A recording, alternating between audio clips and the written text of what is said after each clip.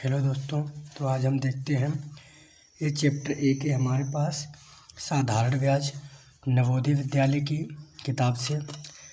तो आज हम देखते हैं पहले साधारण ब्याज के जो प्रमुख सूत्र हैं वे देख लेते हैं।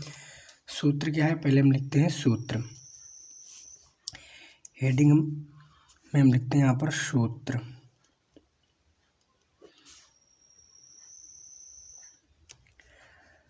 प्रमुख सूत्र पहले मैं आप लोगों को बता देता हूँ, फिर उसके बाद हम चैप्टर का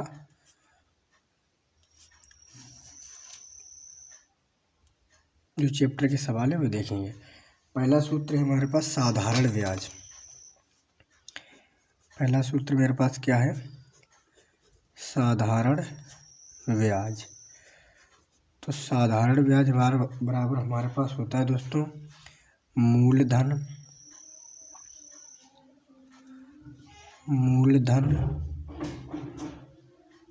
गुणा दर और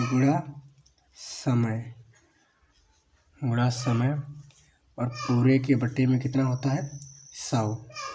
ये हमारे पास साधारण ब्याज का फार्मूला हो गया नंबर 1।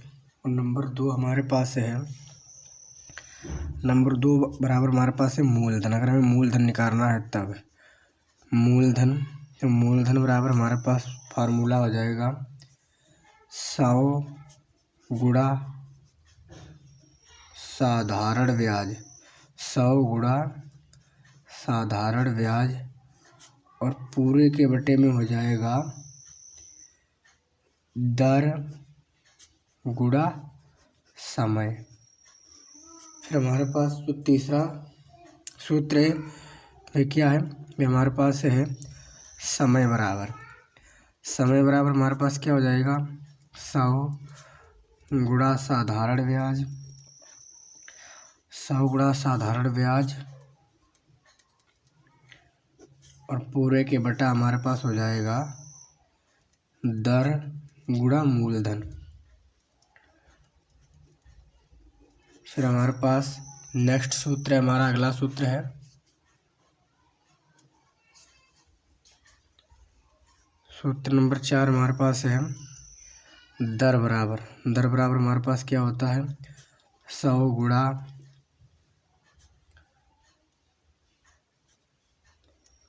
साधारण ब्याज, 100 गुणा साधारण ब्याज बटा में मूलधन गुणा समय। ये हमारे पास 4 फार्मूला हो गए हैं। अब हम इसकी कुछ डेफिनेशन देख लेते हैं। जैसे हमारे पास है कि साधारण ब्याज किसे कहते हैं। साधारण ब्याज यहाँ पे लिखते हैं साधारण ब्याज। तो साधारण ब्याज क्या है हमारे पास, जो ब्याज केवल मूलधन पर ही, क्या होता है साधारण ब्याज, जो ब्याज केवल मूलधन पर ही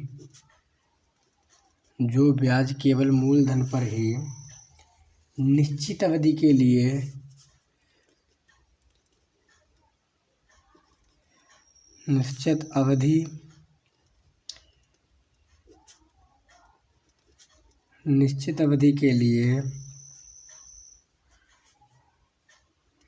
एक ही दर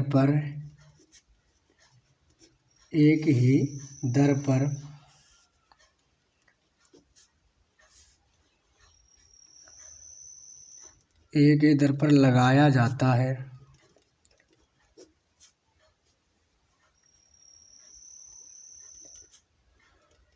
उसे क्या कहते हैं, उसे साधारण ब्याज कहते हैं।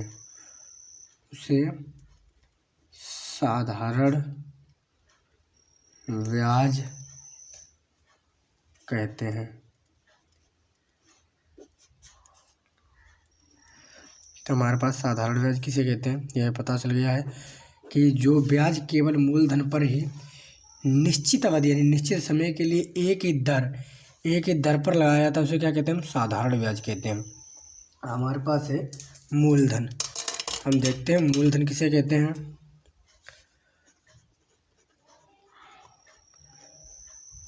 मूलधन हमारे पास क्या है, मूलधन देख लेते हैं हम क्या होता है।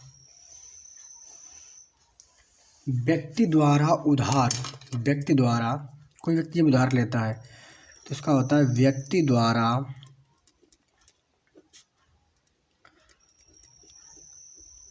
द्वारा उधार या कर्ज स्वरूप, यानी जो कर्ज लिया जाता है, व्यक्ति द्वारा उधार या कर्ज स्वरूप लिया गया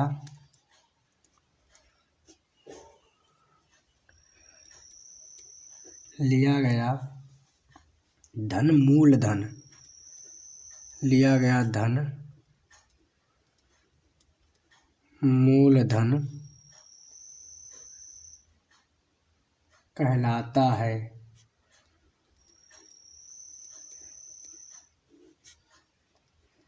अगर कोई व्यक्ति किसी व्यक्ति से उधार लेता है या कर्ज लेता है तो वह धन जो है वो क्या कहलाता है, मूलधन कहलाता है।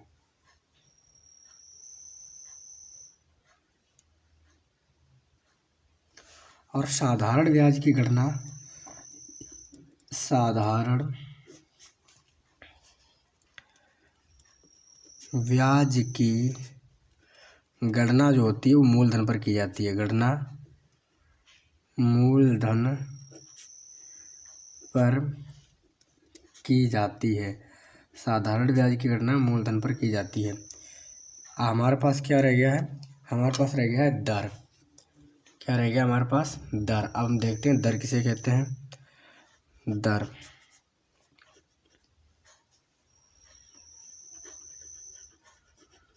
रेट, यानी दर किसे कहते हैं। दर क्या होता है हम देख रहे हैं, मूलधन पर प्रति, यानी कि मूलधन पर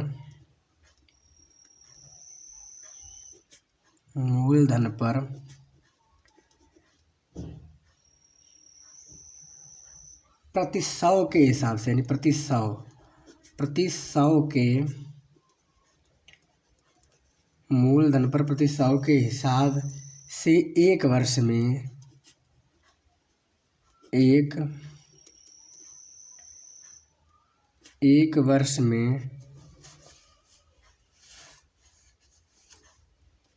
वर्ष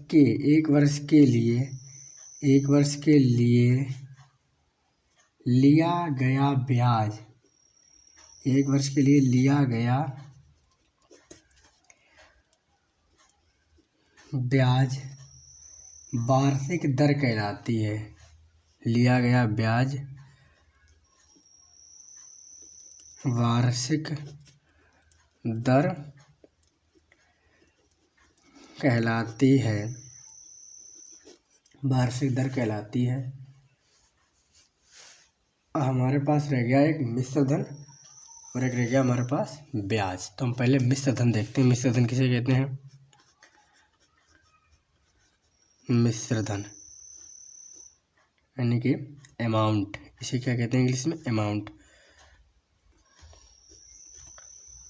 मिश्र धन क्या होता है, निश्चित अवधि के उपरांत कर्ज द्वारा, यानी निश्चित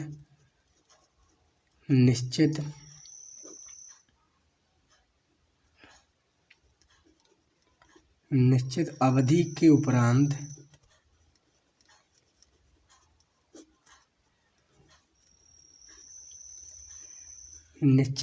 के उपरांत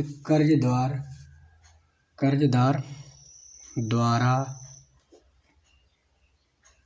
ब्याज सहित, यानी ब्याज सहित लौटाई गई धनराशि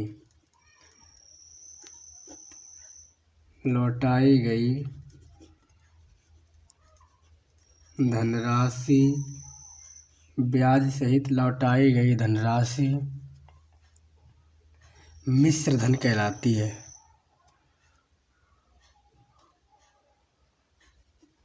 मिश्र धन कहलाती है।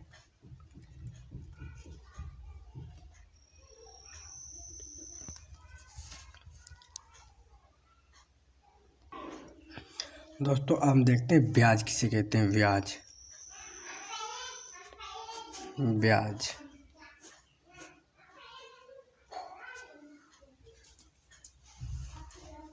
ब्याज क्या होता है? जब कोई व्यक्ति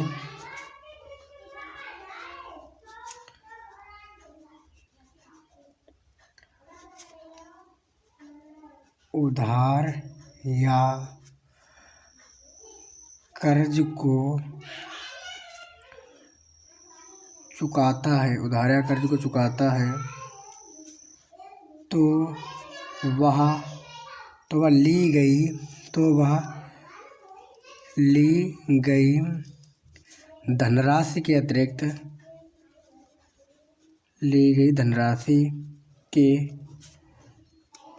अतिरिक्त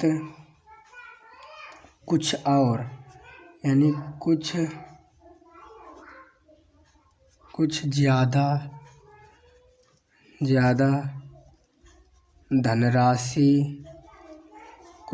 धनराशि वापस करता है।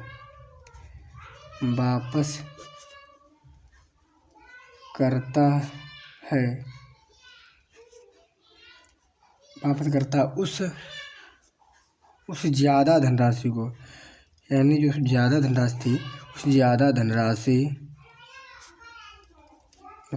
धनराशि को ब्याज कहते